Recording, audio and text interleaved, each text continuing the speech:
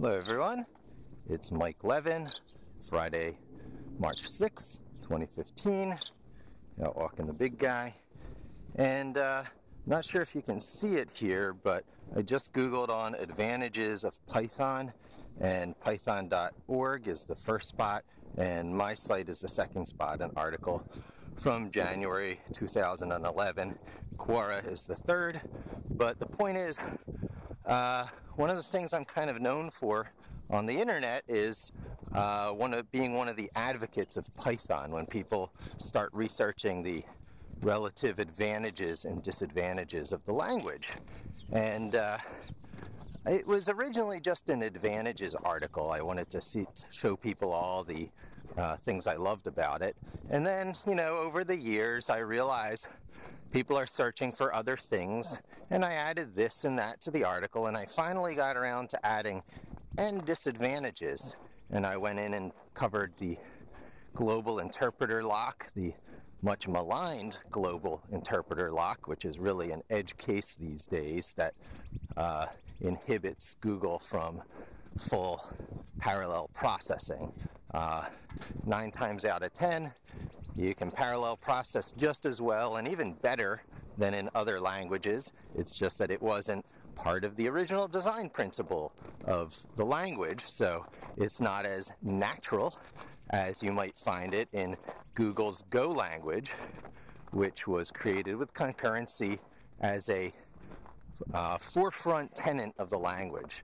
Same with Ericsson's Erlang language, which dates back quite a bit longer, but they had computers running their telecom switchers and stuff, and they wanted to swap this hardware in and out, hot swapping it while the programs running on the hardware was still running. There's already hardware out there geared towards doing this called a VAX, but Ericsson wanted a language where the program code could just seamlessly keep running, so they created the Ericsson language, or Erlang. And then, of course, JavaScript is a asynchronous I/O. These are all different ways of referring to doing things at the same time, and they each have their own subtleties. Asynchronous I/O doesn't necessarily mean multiprocessing, multi-threading, parallelism, although typically it does. But all it means is that the task that's running, or the thread, does not wait after it issues some sort of request. It says, go do this thing, and here's a callback function to execute when you're done. And then when the callback occurs, there's an interrupt, and the original thread has its information. And while parallel processing obviously helps this, the thing you're issuing commands to could be a smart disk drive, or a computer elsewhere on the network, or any other perhaps physically separate device that has its own processing. So while sure, that is parallel processing, it might not be multiple threads on the same computer. It might be processes on different hardware. It could be processes on the same computer. But at any rate, JavaScript has an emphasis on asynchronous I/O, while Google's Go has an emphasis on, all-out concurrency to take advantage of multi-core processors without doing anything special in your coding. So these issues about concurrency and parallelism were the big updates to my article, talking about how since back in version 2.5 of Python, which is ancient history now, a few years ago, they fixed the global interpreter lock problem with the multiprocessing module in core, and much more recently, the current version 3.4 has fixed the asynchronous I/O problem with another core module called Tulip, which brings the JavaScript advantages to Python. But it admittedly, it's never going to be quite as natural in the languages that were designed from scratch with these tenets in mind. And speaking of JavaScript, that's something that was always a sub-theme of that article. Why not JavaScript? Isn't it the one language to rule them all? Now that it's clearly the language of the web browser. Any user interface stuff that goes beyond user interface, any client-side programming where the client is a web browser, JavaScript's your language. And then Node.js became very popular over the past number of years by a clever developer out there. I forget his name, but he took Google's work on the JavaScript V8 engine, you know, the interpreter for JavaScript, and he made it work in server mode, which had been done many times before. JavaScript on the server is nothing new. Microsoft's very popular active server page supported it as one of the 2 default languages, Visual Basic or VBScript being the other. And Netscape supported it in their commerce server products, you know, at the dawn of the web. So nothing new, but it was a perfect storm. And so now web developers who had to learn JavaScript anyway could apply all their knowledge to server-side stuff, and because they understood asynchronous I/O, they got all sorts of instant advantages on the server that more traditional web languages like PHP and Python and you know, I guess Perl, whatever else, you know, the P languages of the LAMP stack, Linux, Apache, MySQL, and Python and PHP, didn't get so naturally. So that took the web world by storm, and then the new keyword is being thrown around, full web stack, which means you use JavaScript from browser through server. And so why not JavaScript? And in updating that article, it reminded me in the most you know, emphatic way that when you're asking new programmers to do things that are not specifically web tasks, that you shouldn't encumber yourself with a web language, specifically web language. And what do I mean when I say that? Well, I'll get right into an example and then give you the broader principle. In programming, you very often have to step through the members of an object. That object might be a simple array where you store multiple variables. So you have a variable with 5 spots in it, oftentimes numbered 0 through 4. And the most elegant way to do something with each of those values is to say, for value in array, and then on each iteration through that loop, through that for loop, your item value contains the next value in the array. If the values were 1, 2, 3, 4, 5, item would be 1 on the first iteration, it would be 2 on the second iteration. And in Python, that is exactly what you say and exactly what you do. You say for item in array, or for item in object, you know, the actual variable names are arbitrary, colon, and then there's not even curly brackets. You just indent everything that's in that for block. And it couldn't be simpler. It's obvious. It's you know, it is what it looks like. Now JavaScript, in comparison, has the same ability to step through items in an array.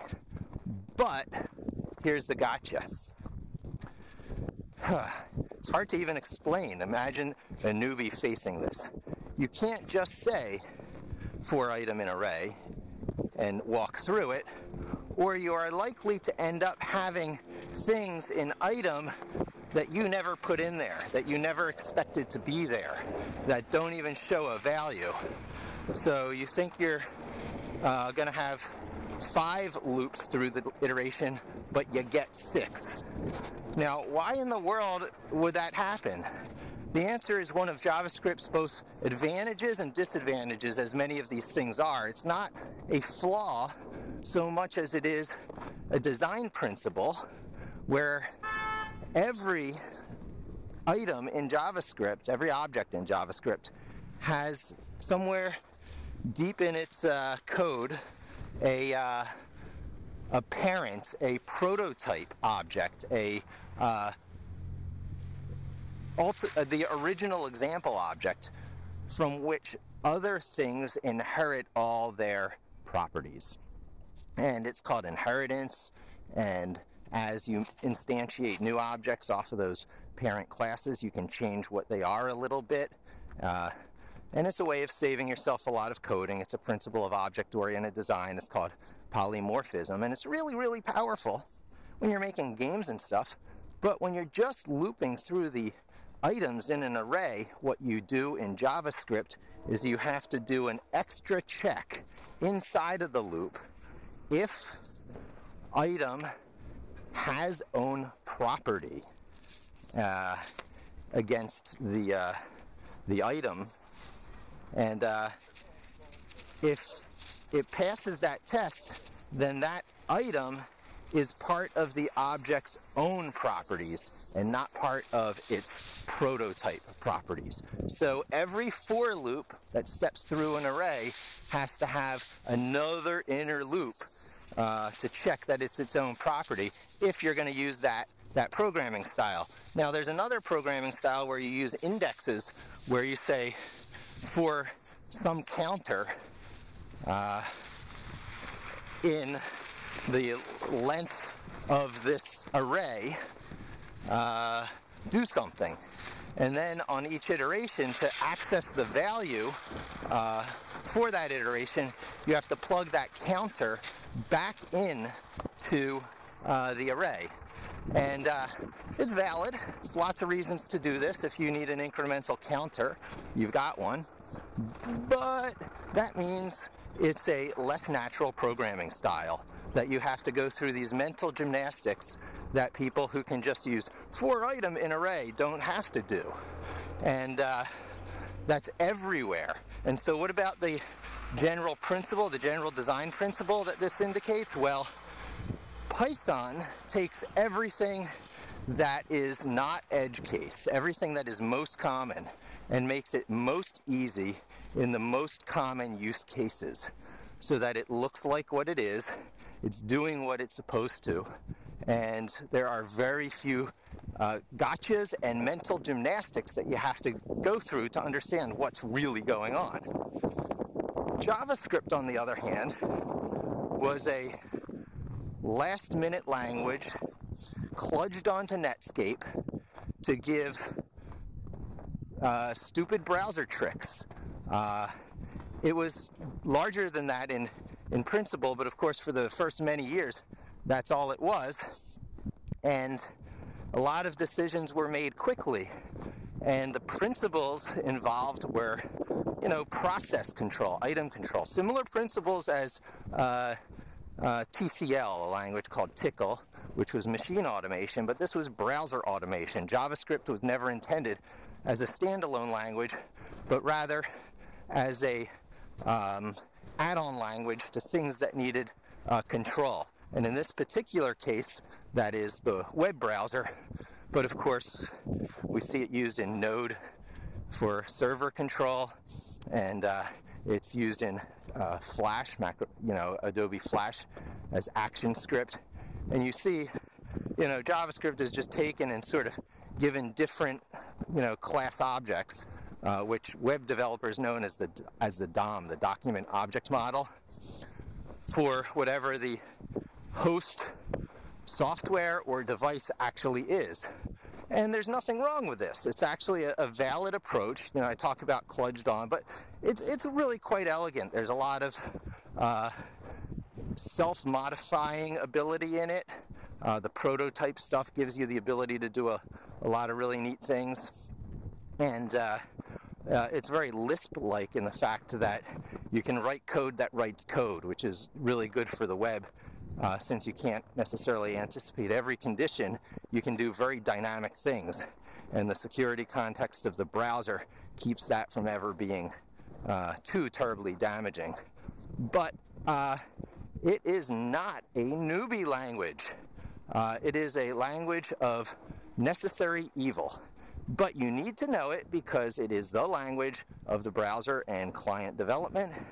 And I plant it firmly in the category of regular expressions, another sub-language that's out there. It can be its own standalone thing, but most of the time you're going to encounter a system for matching patterns, a system for saying, select everything that looks like this out of that, embedded into this language and that. Perl was probably one of the original ones that made it super ultra popular. And there's better systems out there like Snowball, but regular expressions for whatever reason is the one that caught on. And now it is built into all different languages. It's as core of a design principle in Ruby as concurrency is in Go. Meaning that when you want to do regular expressions in Ruby, you just do it. In fact, they're one-liners. They're really beautiful and elegant. I'm often jealous of Ruby one-liners. But, you know, it's not that way in all languages. Regular expressions is a whole sub-language, and you just got to get to know its little nuances and intricacies and differences from one host to another. Hence, the extreme corollary to JavaScript, which is a language you just have to know. You can think of it as a sub-language because it's for, you know, web user interface development, unless you're doing all your work in JavaScript with a full web stack, which is valid. But by no means do you have to. And there are certainly disadvantages of doing so in having to have all this extra overhead of both mental thought process and calories and actual extra code, turning, you know, a 100-line program into a, you know, 150-line program just for the privilege of using the same language.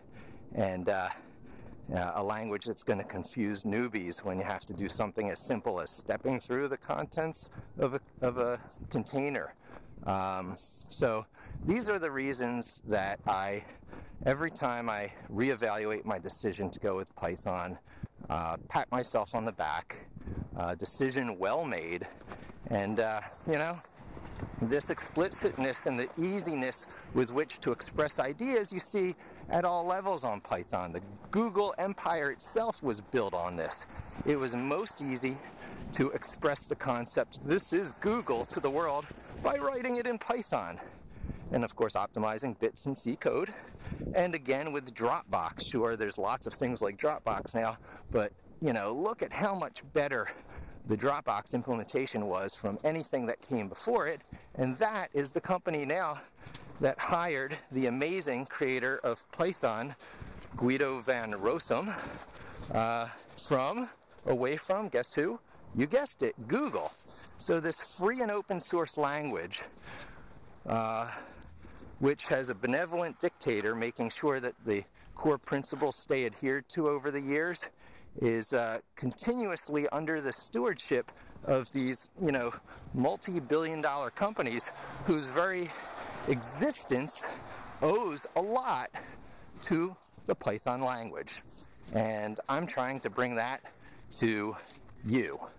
And I'm doing that in a way where I'm trying to smooth off all the rough little edges that still remain when a complete newcomer or a young person tries to approach the topic of programming, which has unlimited different directions you can go and very few paths that actually take you down a productive route that can last you and serve you well for the rest of your life.